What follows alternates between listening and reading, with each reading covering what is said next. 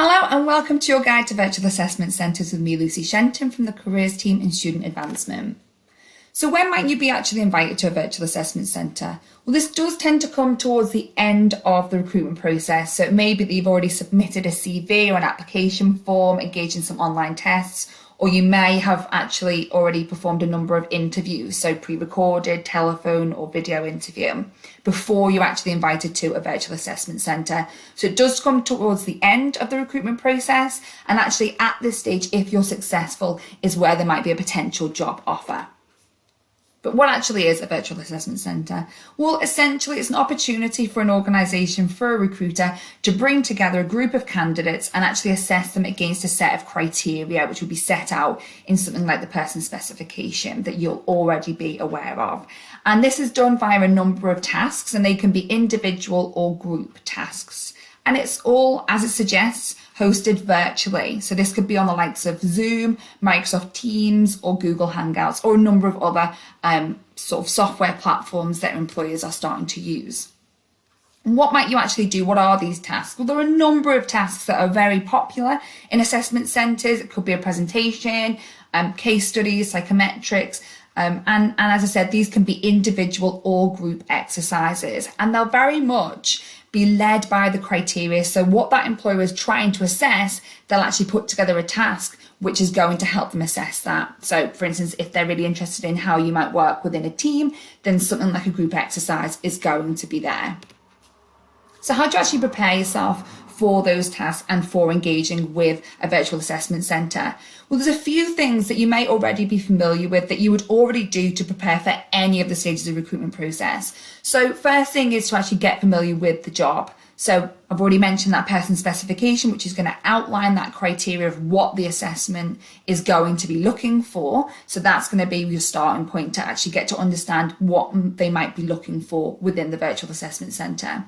Things like the job description is going to be helpful in getting you familiar with the day-to-day of what that job would look like. And also look out for the very specific advice and guidance that the employer has already provided you about how you can and should engage with the virtual assessment centre. So having a look at the information they provided around the job and the assessment centre is going to be really helpful.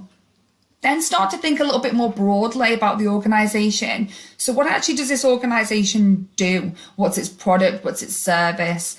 And then think a little bit deeper into actually how is this organisation run? What's its culture? What values underpins what it does?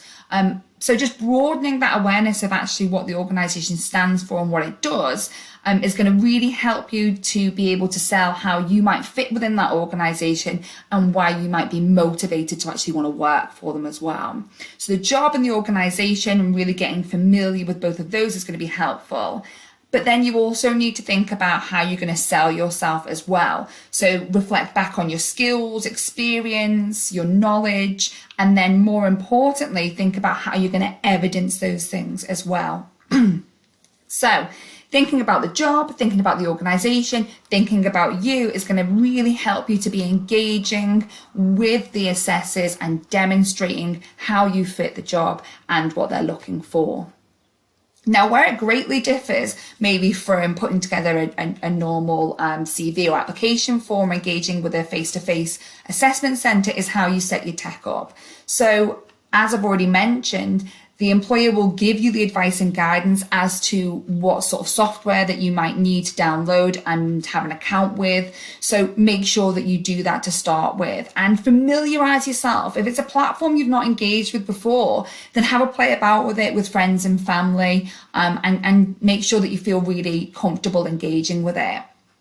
Now, thinking about what you're actually going to be using to engage with the virtual assessment centre, whether that's your laptop, your tablet, your phone, think about how you're going to actually set it up. So whether you're going to be near to somewhere that you can keep it charged, you're going to want to make sure that your hand's free the entire time. So actually where it's going to be positioned, if you're looking at using your tablet or phone, then how you're going to rest that against something so that you can always be engaged in a hands-free way and the battery's not going to go and so forth. Also think about how strong your Wi-Fi is. So it might be that you actually move where you might have originally thought to set up to engage with the virtual assessment centre into a different room just because it's got that stronger Wi-Fi, which is going to be so important for you in order to remain engaged with the assessment centre. Also think about your webcam and your audio setup. And again, make sure that you double check this, you play around with it. So you want to make sure that you actually have a microphone that is sort of going to give a clear audio for you, and your webcam is all working all okay. So prepping that tech, I would say at least a day before the virtual assessment centre is going to be really, really helpful in just ensuring that you can engage in a really smooth way, and you can just focus then on sort of the information that you might be providing. Also really pay attention to your video setup. So once you've got your tech all set up and the basics of software and so forth, then start to think about actually how you're appearing on your video. So a few things to bear in mind. First of all, the webcam. So again, whichever that might be on your laptop or phone or tablet, think about that being at eye line. The light should be coming behind the camera or the laptop so that you're actually illuminated. It's not coming from behind you, which is going to cast you in shadow. As much as possible, have that neutral backdrop. Think about just making the focus of the shot you, so there isn't anything too distracting, and you want your head and shoulders to be in shot as well. Other things to just bear in mind when you're not engaging the virtual assessment centre. So it may be that you are just listening to a presentation from the employer, or it may be that somebody else is giving feedback, whatever it may be. Make sure you mute your microphone when you're not engaging. And that there aren't any distractions that are going to potentially happen. So let everybody know in your household that you're engaging with this, how long you're going to be doing that for, and that they therefore shouldn't come into that room or play music or whatever it may be. And then think about what you're wearing and how you're coming across on video as well. So it should be professional wear, and do top to toe, so that there's no embarrassment if you do have to get up at any point to shut a window or whatever it may be.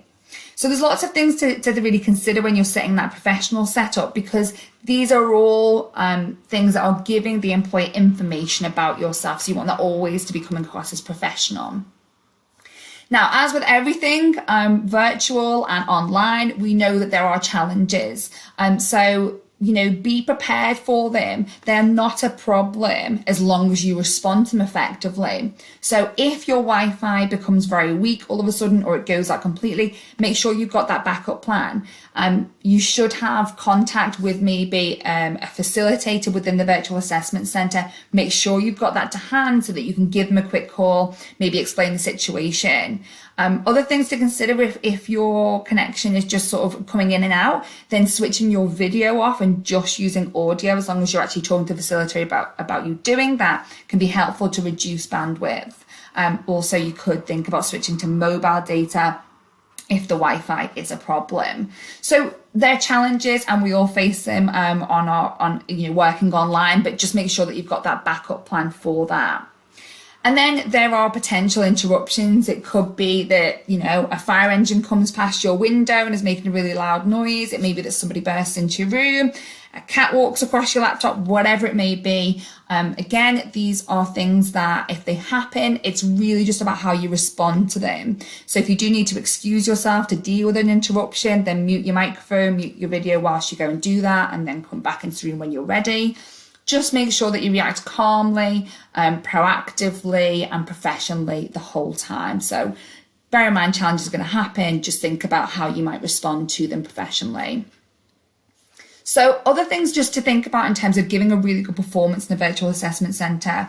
Stay engaged and focused. Take away any distractions. If you're engaging via a laptop, I would suggest you don't have your phone in that room so that you haven't got text or anything coming through. When there is downtime between tasks, do engage with candidates and assessors that, if you're invited to do so. It sort of might feel a little bit stilted and awkward, but making that effort, again, is all giving information to that employer about how you might be in a professional setting.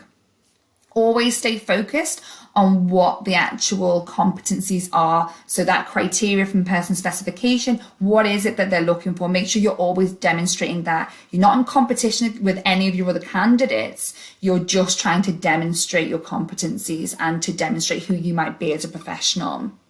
Everything that you do, the way that you interact with the tech, the way you respond to a challenge, the way that you sort of are having a conversation with candidates or assessors is going to be providing real insight into you for the assessor. So make sure everything that you're doing is sort of representing you effectively as a professional. And these might be completely new to you, so do be aware that you may feel nervous and you may feel apprehensive. But as we always say in the careers team, feel the fear and do it anyway. Get stuck in and throw yourself into it, and you'll be surprised. You might even enjoy the experience as well.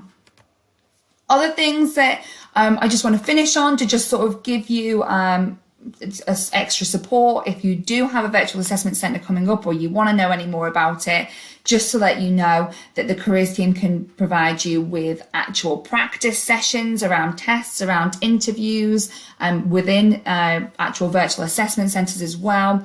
And we have lots of practical exercises within our digital platform as well. So go to our website and check out our extra support for virtual assessment centres. I hope you found this useful, and I hope you feel a little bit more aware of what happens at virtual assessment centres and how you can perform effectively at them. Thank you.